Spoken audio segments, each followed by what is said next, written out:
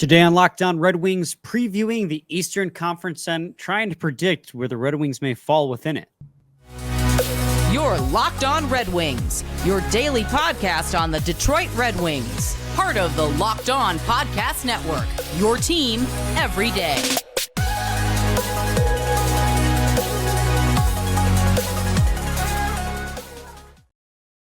Welcome back to the Locked On Red Wings podcast. We are your hosts, Brian Fisher and Scotty Bentley. I'm a podcast producer for the daily JAWWJ News Radio podcast, while Scotty's the host over at Locked On Tigers, as well as a freelance journalist for the Detroit News. On today's episode, guys, we're going to do the follow-up, part 2 of what we talked about yesterday, and give you guys our standings predictions for the Eastern Conference. Definitely an area we are more comfortable at predicting than the Western Conference, but in the end, who really knows? Because I think both of us predicted New Jersey would be like 7th place in the Metro last year, and we know how that turned out. So take what we say with a giant grain of salt. It's just for fun. This is the correct standings. This is the correct standings. Before we get into it, today's episode is brought to you by Jase Medical. Empower yourself when you purchase a Jase case, providing you with a personal supply of 5 antibiotics that treat 50-plus infections. Get yours today at jasemedical.com. That's JASE medical.com. All right, Scotty, I think everyone, ourselves included, kind of wants us to talk about the Atlantic Division.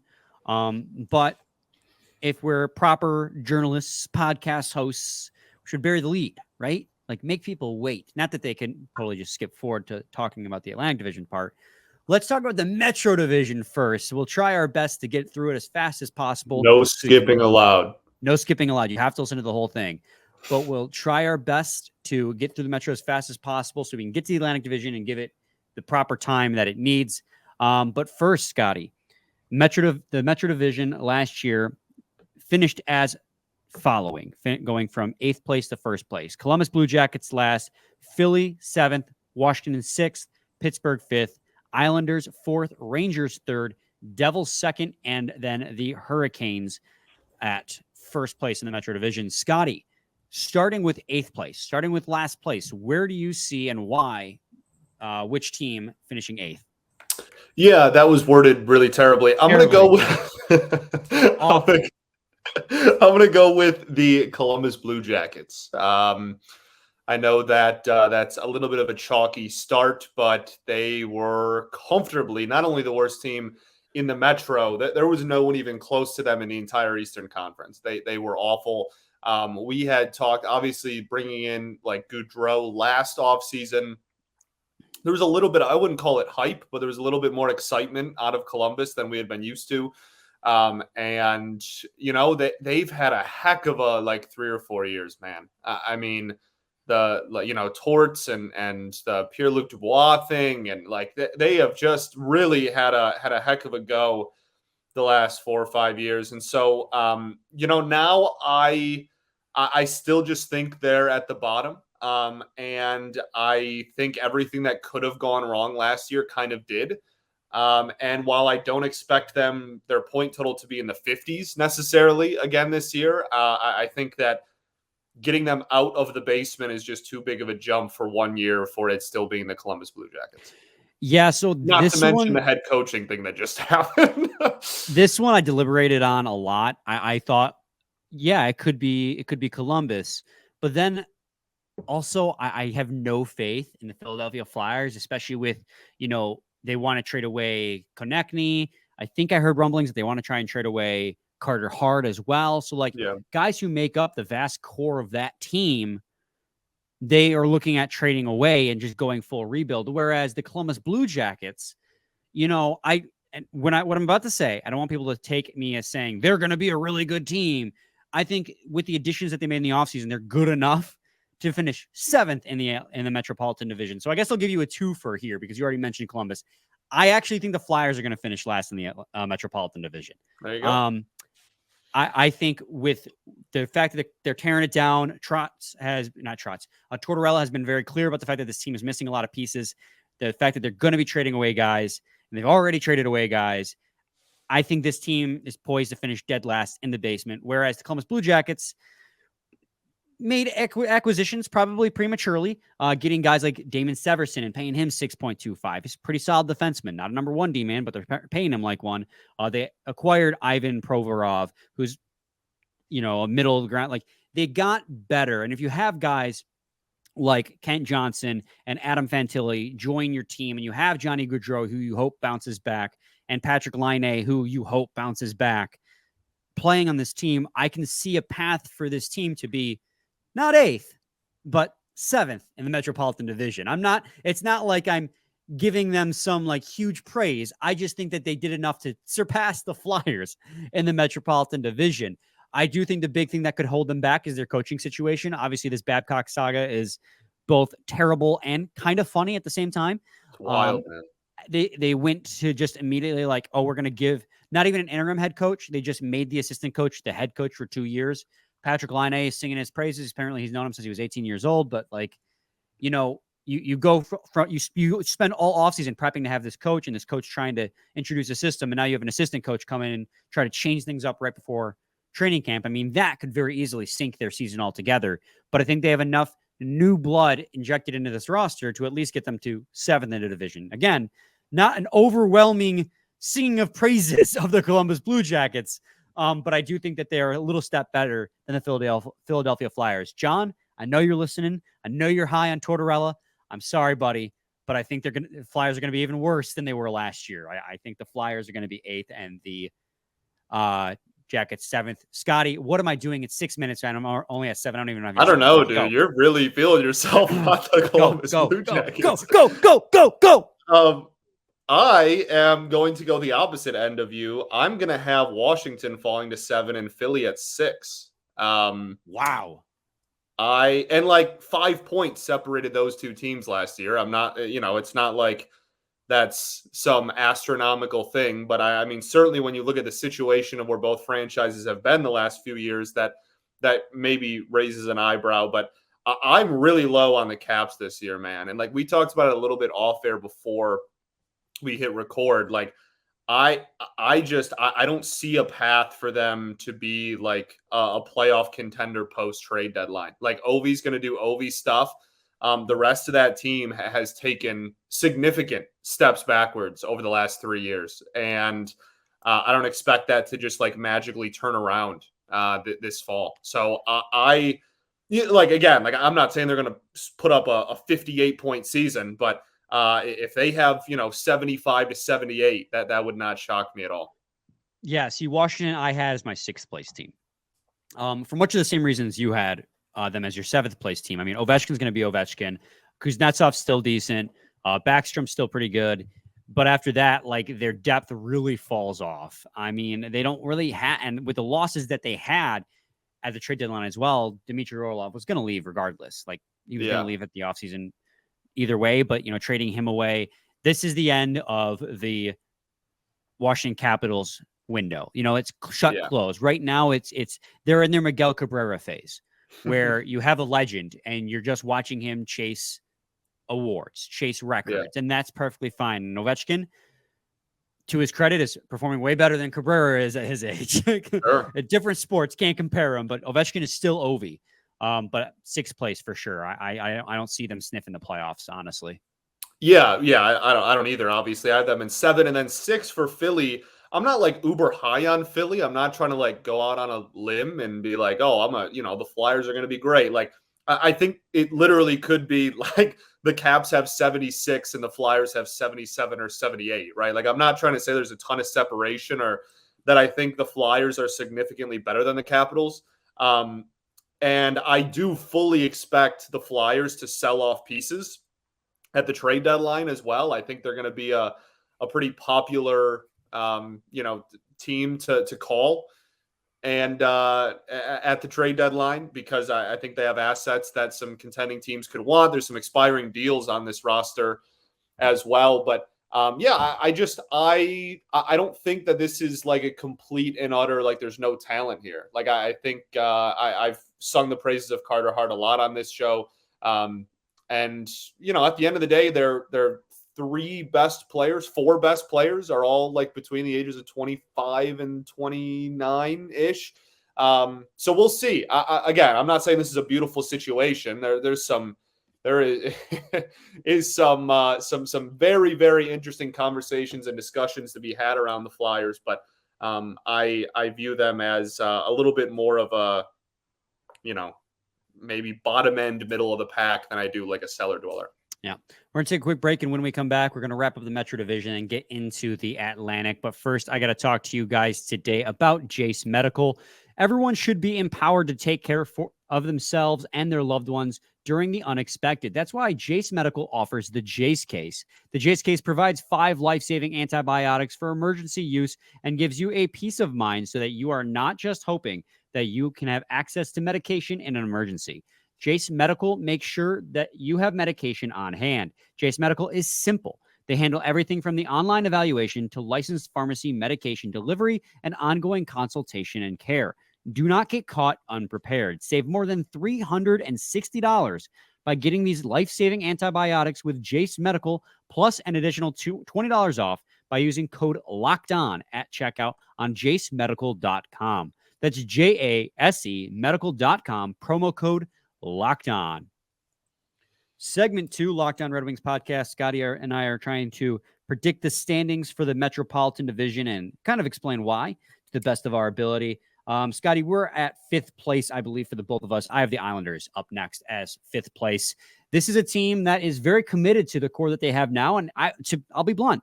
The way they play the game works. You have one of the best goaltenders in the league in Ilya Sorokin, and you play a very strong defensive style. You're able to consistently make it into the playoffs. But I'll be blunt. The reason I have them missing the playoffs, Scotty, is I just do not like the way they play hockey. I think it is the most boring brand of hockey ever. They have some decent guys on their roster. Like they signed a huge extension to Sorokin. They signed huge extensions to Matthew Barzal and Bo Horvat. After they acquired Bo Horvat, they got that extension in place. But Horvat wasn't that good for the Islanders after they acquired him. I believe he spent some time hurt as well. But 19 games or 30 games, he only had like 19 points, where he was over a point per game in his time with Vancouver. He did finish with 37 goals, but only 9 of those came with the Islanders. And I think that is him suffering from the type of style that team plays. I'll become, like I said, I'm owning up to it. This has been a consistent playoff team, but I just think that their brand of hockey is so boring that I'm almost placing them at 5th in the division because they're so boring to watch that I don't want them to make the playoffs. I mean, I can't poke holes in a personal vendetta against. So sure, like go for it. I'm not going to stand in your way. I'm going to have Pittsburgh finishing in the same place as last year. I think they're clearly better than the bottom 3 teams in this division. I think you can kind of interchange Pittsburgh and the Islanders. I'm fine with that. But yeah, I expect Pittsburgh to show up, get their 87 to 92 points, barely miss the postseason, be in the conversation of the postseason until the very end, and then see what happens next offseason. Like I think they've kind of plateaued. This is kind of what they're going to do year in and year out at this point with the age of their core, and that's fine. They're still playing competitive hockey, so good on them. Nothing. Not hating, just saying I think that they're probably going to be, one of the better teams to miss the postseason yet again. And then I have, if you guess we can just transition, I'm going to have the Islanders at 4th. However, I am not going to have them in the postseason. So I am for both conferences. We did the West yesterday. Obviously, I had 5 and 3. I'm going to have 5 and 3. Again here, 5 in the Atlantic, 3 in the Metro. The Islanders, I think, are going to, there's an argument as far as how I have it playing out. They might be one of the best teams, if not the best team in hockey to miss the postseason. I think they're going to eclipse 90 points and be right in the conversation. But I don't know. It's just, it's really hard for me. Like we talk about, Vegas, no star power in depth, whatever. The Islanders take that to an extreme. They don't score goals, so it's just it's hard for me to kind of pencil that in as a bona fide playoff team. So I'm going to have them as really good, but on the outside looking in. Yeah, I have Pittsburgh as my 4th place team in the Metropolitan Division. The acquisition of Erik Karlsson, I don't think Karlsson's going to be a 100-point guy. I think him playing in a system on a better team is going to have him maybe trying to play a little bit better defense. But I think he is still going to be pretty good. I don't think 100 points. I don't think 100 points is a flash in the pan type thing. But I don't think it's going to be consistent at his age. I can see him sticking in like the 60s to 80-point range, which is still really good out of the back end. I think as long as you have Sidney Crosby and Evgeny Malkin on your team, you have a chance, kind of like with, Draisaitl and McDavid over in the Western Conference. As long as you have those guys on your team, you have a chance. I'll be honest with you. I'm still sitting here whether or not I think they're going to be a wild card team, because just looking at how deep the Atlantic Division is, it's hard for me to say any of these teams isn't going to be a wild card team in the Atlantic. So, like, I guess I'll go with you. They're going to be finished 4th place and still miss the playoffs. And in an attempt to run it back with their core one more time, they're still going to come up short, because I think the Atlantic Division is just too deep. Agreed. All right. My 3rd place team, I have the New York Rangers. That's where they finished last year. I think they're a really good hockey team. I think they have a really great goaltender in Shesterkin, who's going to carry a lot of the load. Artemi Panarin is still Artemi Panarin. I think the only reason they finished 3rd is just because the Devils and the Carolina Hurricanes are just better hockey teams. The Rangers are really good. They're really good, but just not quite on the level of where the Devils and the Carolina Hurricanes are currently at. Yeah, I'm gonna go out on a little bit of a limb. I'm just gonna the chalk, except I'm going to switch the Devils and the Rangers, not like substantially. Not any like huge shakeup. I guess there's a 5-point difference there. Like the Rangers still had 107 points last year. That's a darn good team. I'm really high on the Rangers this season, and like their core is still so young. Like that's it's a sustainable thing. Like they're going to be here for the foreseeable future. Like all of their biggest contracts they have given out, like all of those dudes are between the ages of 25 and 30, right? Like that they are built to sustain. They're built to continue to grow.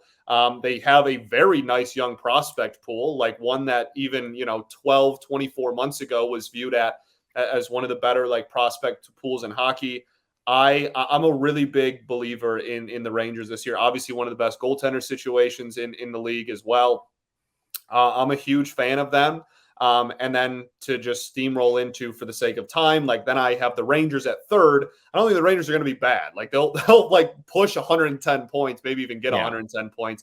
I'm not trying to like fade the Devils. Did I say Angels? I'm not trying to fade the Devils at all. But it's like last year was such a huge leap forward and such an, like exceeding expectations so significantly that it wouldn't surprise me if, like they won 52 games last year. It wouldn't shock me if they were more in the 48 to 49 range. But again, that's like a 3-game swing. I'm not trying to hate. And then Carolina's at 1. I think they're one of the best teams in the NHL. They play an unbelievable brand of hockey. They play an incredibly efficient style. I think it's a style that the Red Wings are honestly trying to emulate. So. Well, see, this is where we differ now. And again, I want to reiterate, I'm not trying to rag on the Rags. They're a very good hockey team. Obviously have Adam Fox. Like you said, they had over 100 points. It kind of made it sound like I don't think they're very good when I was comparing them to where the Devils are at. They're very close. I just think the Devils are better. In fact, I think the Devils are so good that even after having them ranked 7th in the division last year, I have them coming in at 1st in the division this year. Big sway in opinion after watching them play last year. Where you think that they might be coming back down to earth a little bit after an incredible year. I think it's just the beginning. They're such an incredibly young team that is so incredibly talented. Obviously, they got guys like Timo Meier, Jack Hughes, Jesper Bratt, Nico Hischier, Andre Palat. I mean, this team up and down the roster has been so good. They have veterans on their team like Dougie Hamilton. Luke Hughes is coming into the league now, and he's going to be really good. They're a little, I think that their defense is definitely taking a step back after losing Damon Severson. I think that's going to be their one weak point, but I just see this team as just, I think they could be a juggernaut in the NHL. They're so young and they're so good, and I think they're only going to get better. That being said, Carolina at number 2, not because I foresee them really taking any huge steps back as opposed to the Devils. I think they're going to stay pretty much where they're at. I think the Devils are going to be so good. The Carolina Hurricanes are the Hurricanes. I think they're at their peak. For sure. Yeah, I agree with that. I think this is the peak for them, which is a darn good peak. 52 wins is a pretty darn good peak. But yeah, I think the Devils and the Rangers are going to be an awesome rivalry for like the next 5 to 10 years. Yeah. We're going to take a quick break, and when we come back, we're going to transition into the Atlantic Division. Give you guys our thoughts on that. So stay tuned to Locked On Red Wings. But first, I got to talk to you guys today about FanDuel. Snap into the action this NFL season with FanDuel, America's #1 sportsbook. Right now, new customers get $200 in bonus bets guaranteed when you place a $5 bet. That's $200 in bonus bets, win or lose. If you've been thinking about joining FanDuel, there's no better time to get in on the action. The app is so easy to use. There's a wide range of betting options, including spreads, player props, over-unders, and more. So visit FanDuel.com/lockdown and kick off the NFL season. FanDuel, official partner of the NFL. Segment 3, Locked On Red Wings podcast. Scotty and I are going to transition into the Atlantic Division now. We're going to give it as much time as it needs. But Scotty, I think if you want to look at the Atlantic Division and go over where teams finished from last year, it goes, from bottom to top. Montreal, the Detroit Red Wings, who were 6 points better, but still finished one position lower in the division, just speaks to how tight this division is. The Ottawa Senators at 6, the Buffalo Sabres, who took a huge jump to get to 5th. Florida Panthers, wild card team at 4th, just squeaking in at the last game of the season.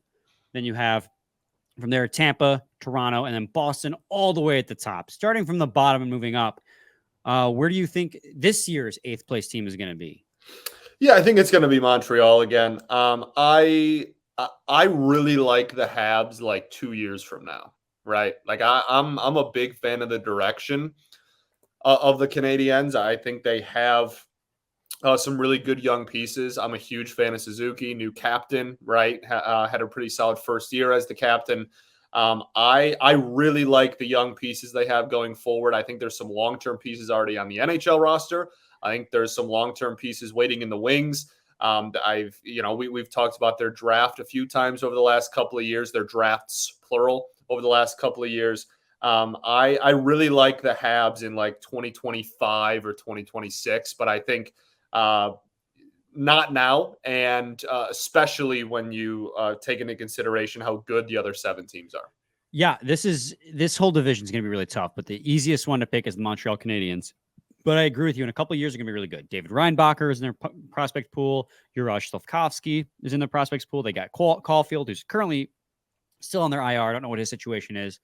I don't know either. Yeah, Suzuki as well. Suzuki's been really good for them. So I think in a few years, they're going to be a really good team. But, with where this division is at with everybody else, I think that this is going to be another year with them at the bottom. And I think that's going to be by design. They're still in cap trouble, although just before recording this, they did make a trade. I don't know if you saw this, Scotty.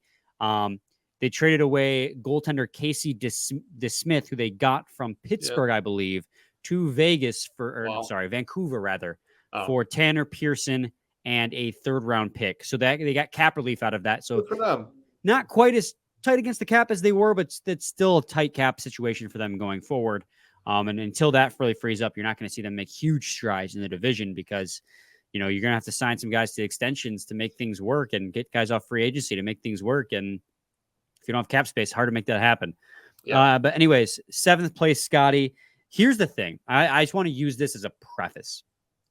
Anybody we say for 5th, 6th, 7th, the degrees of separation between these 3 teams, I feel at least, I won't speak for you, is so small that we could be wrong on where they stand, but still be just off by like 2 or 3 points. It is so hard to predict where the next 3 teams are going to sit that if you hear us say a team coming up that you think is wild, just know that, honestly, I have no idea how it's going to play out because all 3 of these teams are so good. If you look at what their roster construction looks like, and it's hard to tell who's going to fall where going forward. It's one of those things where people, when we talk about standings and we don't put like a point total next to it, people just assume like, oh, like you think they're way better, or like you think, there's a 5 or 10 point cushion or something between each spot. And like, that's the thing about this division, man, is, the 7th place team and the 5th place team this year could be separated by like 3 points. All right. Yeah. Like that's, what I mean? Like that's just how incredible the Atlantic is these days. So yeah, I completely agree with you. I am going to, man, I've gone back and forth on this a lot. Same. I'm going to have the Buffalo Sabres at 7. They obviously had a fantastic year last year. Again, it's no slight against the Sabres, but like somebody in this division is going to have to get seventh. And like this is, again, a situation we kind of look at with the Wings 2 years ago versus last year, where like the Wings improved, like comfortably improved their point total and fell in the standings because of just how competitive the division is. Now, obviously, if Buffalo improves, they won't be in seventh place. If they improve, they had 91 points last year. They're not going to be like a 93.7 place team. It's not that good of a division. But yeah, like Tage Thompson was one of the most electric players in the entire NHL last year. Had a truly like a breakout campaign. They were a good goal scoring team, just like in general. But I still have concerns about the defensiveness of the blue line. And I know we've talked before about their goaltending situation. So, yeah, I think that last year was a huge ascension forward. I still believe in the direction of Buffalo. Like, I'm not trying to make this sound like a slam piece at all. But it wouldn't surprise me if they were, an 84 to 86.7th place team just because of how good the Atlantic is. Yeah, there weren't many teams in the league that gave up more goals than the Buffalo Sabres. Yeah. They were in the bottom 10 in the league at goals against, worse than the Detroit Red Wings even. The Red Wings gave up 279 goals against, and the Sabres gave up 300. There was I think 5 or 6 teams that had over 300 goals against across the season. Obviously, Tage Thompson, Dylan Cousins, Alex Tuch, all had huge booming years. Rasmus Dahlin on the back end with 73 points, I think. A lot of offense in that team, but 0 defense. They also had a phenomenal away record, but they had a losing record at home. So when you put all of that together, you don't have to, but I have this sneaking feeling that they might come back down to earth a little bit this season, because they really haven't addressed like the defensive side of the puck, not even just the defense, but like the defensive side of the puck as a whole. Like they are the definition of a glass cannon team. They are, and we talked about this with the Edmonton Oilers, but they are the Buffalo Sabres are another team that's going to try and outscore their problems. And they nearly did last year, missing the playoffs by just 1 point, but I think that might catch up to them a little bit. Yeah. I mean, with the other teams in this division, getting better as well. I think Ottawa is a very good hockey team. I think the Detroit Red Wings, I think the Detroit Red Wings better be a good hockey team this year. And I think it's going to give them more problems this year than they got last year. I think that away record is going to come back down to earth. 25-13 is insane. I think the goals for are going to come back down to earth a little bit, and the goals against might get a little bit better. But whereas with the New Jersey Devils, I think it's the beginning of an era of like success for them. Where with the Buffalo Sabres, another very young team, I think that there's still a couple more kinks they got to work out before they're absolutely right there in the mix. But that being said, like even saying all that, I'm not trying to say like they're going to go down to like 45 points or anything like that. I still think they're going to very much be in the mix.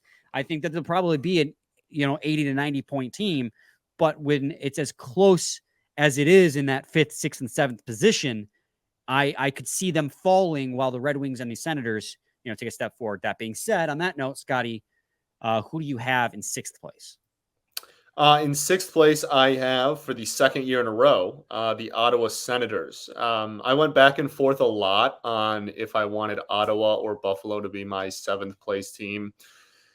And I think at the end of the day, just like the more complete team aspect of Ottawa gave me like the edge. But there's concerns and there's like reason for celebration in Ottawa. And like these two teams at this point, it's honestly, it's exhausting to me, like how linked these two teams are and how much the two fan bases have just gone at each other's throats this entire offseason.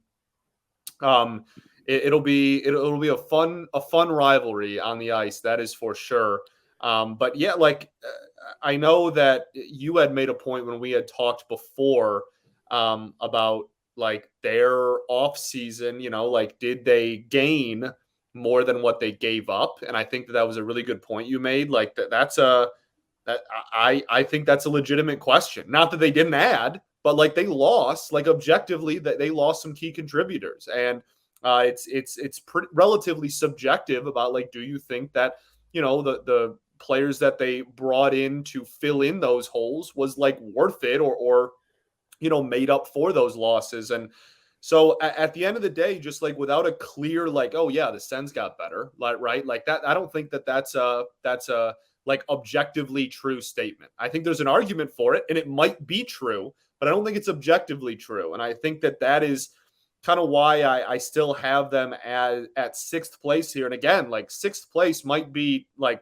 freaking 90 points. It was 86 points last year. So right. Like I'm not saying that this is this is going to be a very competitive hockey team that I think is going to be within points of the playoffs when it's all said and done. But they have talent. They have a lot of talent. They have a good young core. It's just going to come down to really the improvements that other teams in the division made. You know, obviously the Detroit Red Wings being a big one there, going to overcome the Sens, because I don't see them taking a massive step forward from their 86-point season last year. And that's exactly it. Like, did they do enough to take a step forward this year? Another step forward. And I don't see it, barring players continuing to improve, which is possible. I mean, Tim Stützle is legit. I really like Stützle. If the Red Wings had drafted third and hadn't slid back to fourth, if they had drafted first or second in that draft, in a redraft, I'd have probably taken Tim Stützle over anyone else in that top four, even above Lucas Raymond. I think Tim Stützle is really good, especially the fact that he's a center adds value to him. Brady Tkachuk's really good. Claude Giroux continues to be the player that he always has been on. They have Josh Norris, who's hurt right now. They have Shabbat, Jacob Chitrin, Jake Sanderson, who they just signed to a huge extension. Like, they're going all in with this team. And I can't necessarily blame them. I think that's a point where they're at, but you know, they didn't make any moves this offseason to really did it take them another step forward, or are they just banking on the core they have? They're banking on the core they have, and I'm still not sure it's 100% there. And you could make the same argument for the Detroit Red Wings. You really could. Because again, we sit here and we make these comparisons right next to each other, right? And the Buffalo Sabres. And the Buffalo Sabres. Like, the list goes on. Like, and there's nothing that says the core in Ottawa doesn't finally take that step forward. It's just, for me, like, we've been hearing about it for a long time, and we have yet to see it like come to fruition in the form of like a 95 point plus team. And and let's talk about what they lost. I mean, obviously, first and foremost, everyone's mind, they lost Alex DeBrincat. He had a down year with them last year. He wasn't as big of a piece for Ottawa as he was with Chicago, and we hope here in Detroit he'll be a big part of why the Red Wings will take a step above the Ottawa Senators. We hope he can bounce back. They added Tarasenko, who's still a pretty good player, but not who he used to be, and they added Dominic Kubalik as well. As obviously they signed Jake Sanderson that huge extension, but they already had him. Kubalik, I don't think he's going to get 20 goals again. I think the big reason he got 20 goals with the Red Wings is because he was playing in an elevated role that he won't have with the Ottawa Senators. And Tarasenko, I don't think he's going to come close to where, and I could be wrong, he could completely rebound, but I don't think he's the player he used to be. And their biggest issue is the people in charge. They still have the same head coach, DJ Smith. Pierre Dorian is still their general manager, and they have a new ownership group as well. So we still have, I know Pierre Dorian's going all in, but as long as, especially with the DJ Smith part, like, I've heard Ottawa Senators fans talk, and they want him gone, yet they keep running it back with him. And they think he's the big reason that they're being held back. I guess I shouldn't say that with certainty, because I'm sure there might be a sect that disagrees with that, but it's just what I've read online from fans. And you know how fans online tend to blow things out of proportion. No, for sure. But it seems like there's some hesitancy with DJ Smith behind the bench. And, you know, I've seen it at so many different levels. You know, head coaches they might not necessarily win you games, but they can certainly lose you games. So as long as DJ Smith's behind the bench, and I don't have a ton of faith in Pierre Dorian, I think last offseason he made some good moves that just didn't work out, but overall with his tenure, I'm not completely sold. I think that's their biggest reason why they stick there at sixth. Again, going back to it, degrees of separation, very small, but it's where I'm at. Yeah, no, I agree with you. And then that brings me to my fifth place team, which is, for me, going to be your Detroit Red Wings. Smart. I'm going to have them at fifth, and I'm also going to have them as my second wild card team.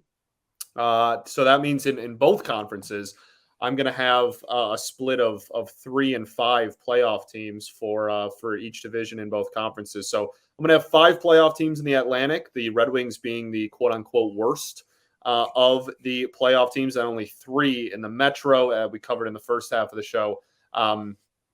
Yeah, man, I mean, this is it's tough for me to not see a a step forward here. Whether it's going to be as dramatic as 13 to 15 points in a playoff berth, or whether it's 6 to 8 points and you're just on the outside again, like that's yet to be seen. But they address depth, they address goal scoring. They, in May, when we started doing, what do they need to do this offseason? Like, they checked every single box we laid out there. They literally addressed every single need we said they needed to.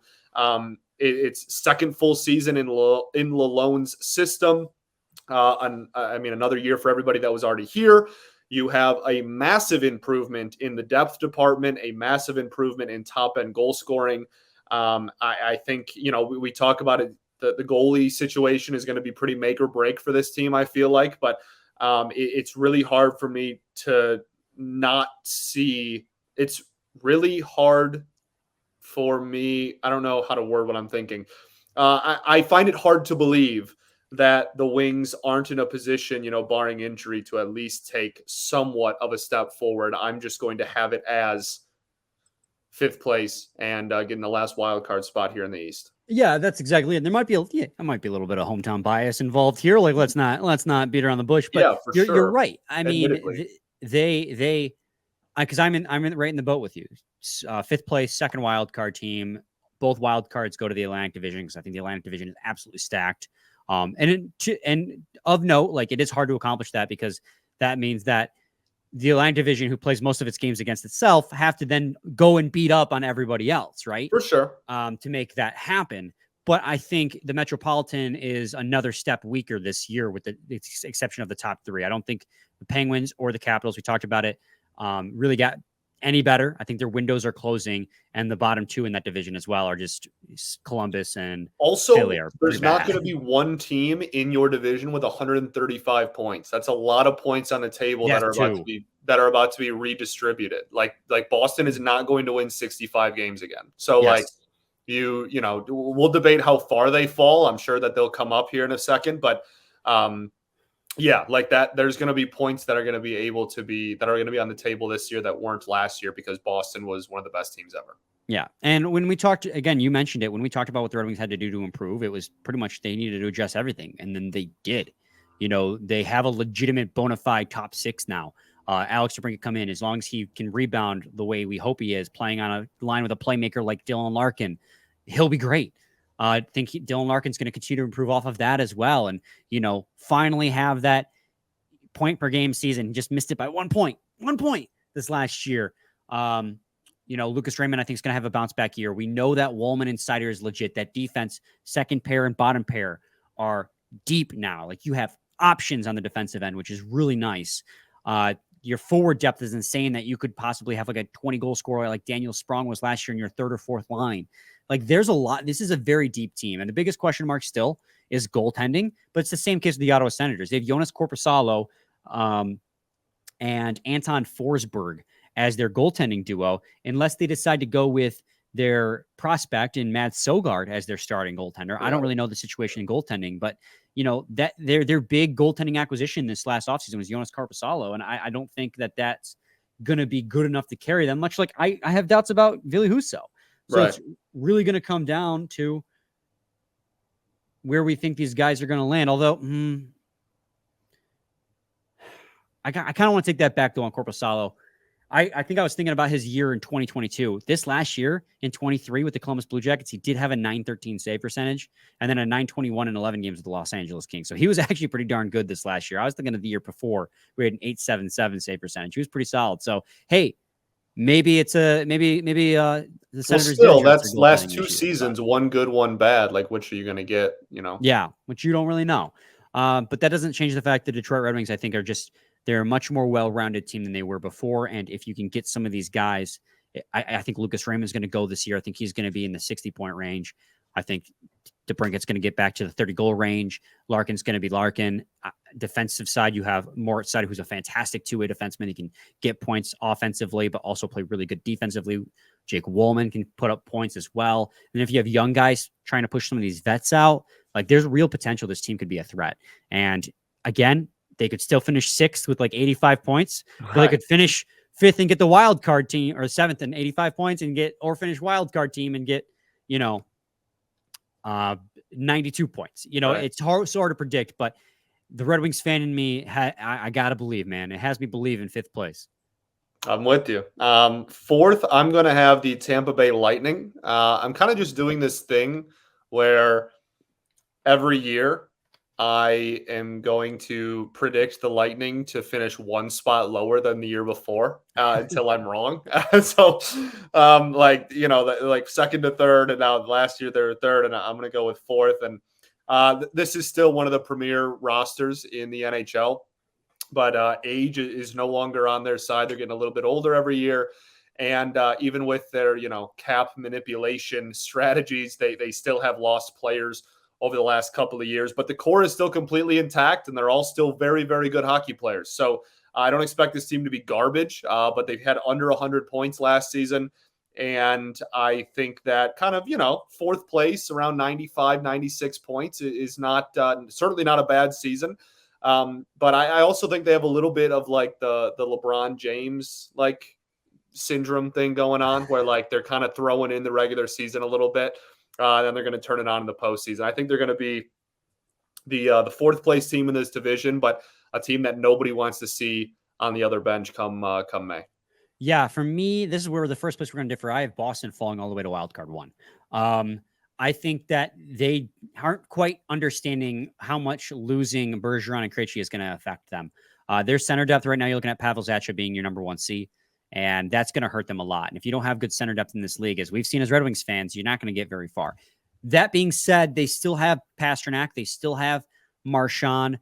They have McAvoy. They have DeBrusk. They have the best goaltending tandem in the league. And I think that is going to carry them to the playoffs.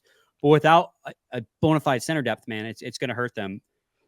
And I mean, I know I'm predicting them to lose like 40 points to go from 135 to like 95 or whatever. But there's no way they're going to get to 135 points again either way. I mean, realistically, they maybe 100-point team, but I think that center depth is really going to hurt them. Yeah, well, I'm a little bit. I don't have as far as a fall, but I do have Boston as my 3rd place team here. I do think firmly that they have the best goalie duo in the NHL. I still think they're very solid on the blue line. I still think they have depth. Not center depth up the middle, to your point, but they still are a deep team. They can still score. Their 3rd and 4th lines can score, you know, better than most. Still, I still believe in. I don't know. I've been trying to find a way to word it, and I know that I've said this before to you, but like they're just like they're a hockey team, like they are. And I know it's like awful analysis, but like that they are such a cohesive unit that even with the losses that they have, like I just find I find it hard to believe that this team's going to go from like one of the greatest seasons ever and then just completely fall off and like everything caught up to them and they're just going to unravel all in one year. I think there's probably a few years where they're going to be solid, kind of, you know, middling or you know, maybe next year lower end playoff team before it kind of like completely falls apart. And I don't expect that to happen this year. So I'm going to have them at 3rd and still putting up probably over an 100-point season, but certainly not the historic, you know, winning 65 of 82 that they did last year. That's completely fair, man. It's a fair take. For me, I have Tampa as 3rd in the division. I echo a lot of the things you said. The only difference I would say is while those players are aging, crap, man. Steven Stamkos, Nikita Kucherov, Victor Hedman, Brayden Point, who's on the younger side, just scored 50 goals. You still have Andrei Vasilevsky. Like, yeah, they might be on the tail ends of their prime, but those guys, that team, that roster is so stacked that even an older version of that team is still going to get them a divisional standing position. Yeah. Yeah, no, I don't disagree. Certainly still have them in the playoffs and in 4th place there. Top 2. At 2nd, I have the Florida Panthers. I think that, you know, in the middle of last season, you kind of saw them hit their stride toward the end of last season as well. You know, very, very end of the season, I guess. It got a little shaky there between them and Buffalo, obviously. But I think that, you know, they did a lot of turnover last year, like a lot of turnover, including, you know, like the leader, right? Like best point producer, like type of turnover, right? So I think that I think that them getting 1 year under their belt and that really they all hit their stride, obviously, at the same time in the postseason. I'm not expecting Bob to do what he did in the playoffs for all of the regular season. Obviously, that would be ridiculous. I don't know if I have them like in the cup or anything, but I do have them having a much better regular season. I think they're going to be over an 100-point team. And now that they have figured out like what works and what how they need to play to really like be one of the best teams in the NHL, like they proved in the postseason. I'm pretty big on the Florida Panthers taking a pretty sizable step forward, and a full healthy year of Tkachuk will certainly help that. Yeah, and I mean, you look at the roster. Obviously, Aaron Ekblad had a plethora of injuries, so it might be a while before he returns. But they still have Alexander Barkov. They have Matthew Tkachuk as well. Carter Verhaeghe proved that he is legit last year in the playoffs. That he looked really good. They just have a really good team overall, and I like them a lot. I think they're not President's Trophy winners like they were 2 years ago. I think that was them overperforming, like I thought Buffalo did last year. But I don't think they're the wild card team that we saw last year either. I think they underperformed up until, Matthew Tkachuk and Sergei Bobrovsky took over control in the playoffs. I think they're somewhere in the middle, which is second in the division, a very respectable and strong hockey team. The reason why I think they're going to return to form is I think last year they took an expected step back with, like you said, they swapped out their core. They dished Huberdeau and Weegar for Matthew Tkachuk. They saved themselves money and got younger at the same time by making that trade, and they brought in a new head coach. So it took them time to find their groove, but I think they found that groove, and they're going to be a very good team in this year coming up to get second in the division. That being said, I don't know how much needs to be said about the team we both have at number one, Toronto Maple Leafs. I mean, Austin Matthews, William Nylander, Mitch Marner, Tyler Bertuzzi now, they're such a ridiculously stacked hockey team. And they're going to be scary to watch in the regular season. Outside of that, we don't know, but I think I can say with as much confidence Toronto at number one as I did with Montreal at number 8. Yeah, wow, that's a statement. I don't know if I'm that confident, but I am very confident. I do think that Toronto is the best roster, like pretty comfortably, to be honest with you, in this division. And if you're the best team in the best division, does that make you the best team in the NHL, right? You know what I mean? Like that, I think they are one of the premier rosters in this sport. You already listed off some of the names. They're young, they're controllable. Well, there's a couple of players there they're going to have to make some contract decisions on, but they're going to be good going forward. They locked up Matthews long-term now. They're the question is what happens after April. It's not what happens before. Yeah. It never has been what happens before. They'll be a good team. They'll score a lot of goals, and they'll be a very, very tall task for the Red Wings and for the rest of this division in the regular season. Yeah. So that takes us to the time in the show, Scotty, where we try to decide who goes to the Stanley Cup final as the Eastern Conference representative. Yesterday, we both picked Dallas as our Western Conference representative. And I've already made my decision. And as much as we're pumping up the Atlantic Division, I think people are going to be surprised by who I pick. Yeah, I also have a Metro team. So really? Okay, I'm gonna go first. I have the New Jersey Devils. That's how high. Yeah, that's funny. I have the Rangers. So okay. We have both of our teams that we kind of planted flags in the Metro. That was the only thing we really hardcore disagreed on was who's going to be better this year, the Devils or the Rangers. And so it's funny that that's who we ended up going with. Yeah, I'm super high in the Rangers this year. You're obviously super high on the Devils this year. And I think that it's impossible to ignore the fact that if you took the Maple Leafs roster and put them on 31 other teams, we'd probably have them as our pick. But at the end of the day, they're wearing a leaf on their jersey, and that's why I think that's why. There's two reasons why I can't justifiably put them in the Stanley Cup final. One, they're the Maple Leafs. Two, they're the Maple Leafs. Right. I mean that as in I can't justifiably put the Red Wings, biggest rival in the Stanley Cup final, but also they've never proved that they can. Not since 1967 have they won a Stanley Cup. So they're literally one of those teams that's going to be, I won't believe it until I literally see it. Yeah, I agree with you. I completely agree. The only other team that gives me kind of pause is honestly another Metro team. I don't want to make it sound like I'm just like sleeping on Carolina, man. Like they have every single ability. They play such a like playoff friendly style. Like I mean, I the least surprising thing ever would be to see the Canes in the finals. See, I think I picked Carolina last year, but then I realized. See, I disagree with you about playoff friendly style. I think that they have a real lack of offensive punch that really shows itself in the playoffs, and that's why they struggle. Sure. I don't disagree with, I mean, again, like I didn't pick them. Like I don't disagree with the fact that the one thing that's going to prevent them from like getting over the top for like the other elite teams in the NHL is going to be goal scoring. I just think maybe it's an old school mindset and like the game has passed me by at 25 years old. But like, if you can suffocate a team to the point where they cannot get shots off and cannot score on you, I'm going to think you have a pretty decent chance to win every single game you play. All right, Scotty, do we want to pick a Stanley Cup winner or are we going to leave that? My Stanley Cup is Rangers Stars. Yeah, but who do you have as the winner? I know. Who's yours? You have Devils. I'm going to go Devils. Let's roll it.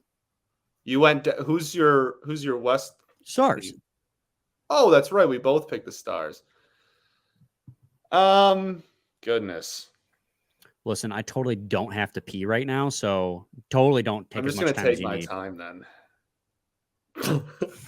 Man, I don't want to like end the show by being like, "Oh, the Rangers are going to win the Stanley Cup." That's lame, but like, I guess that'll be my pick. There you go. Our totally wrong Stanley Cup playoff. 100% incorrect for sure. Our standings predictions episodes. This one was like 50 minutes long. I hope Lockdown forgives us. We'll be back with a new episode tomorrow. Scotty, any final thoughts?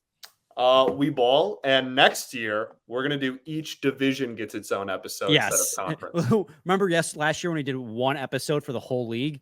Yeah, that was a bad mistake, and I we're thought just we learning did it better. Slowly. Eventually we'll have one team for every episode. Very slowly learning. All right, same time, same place. Your team every day. Every day. Don't cut me off. I'll do what I want.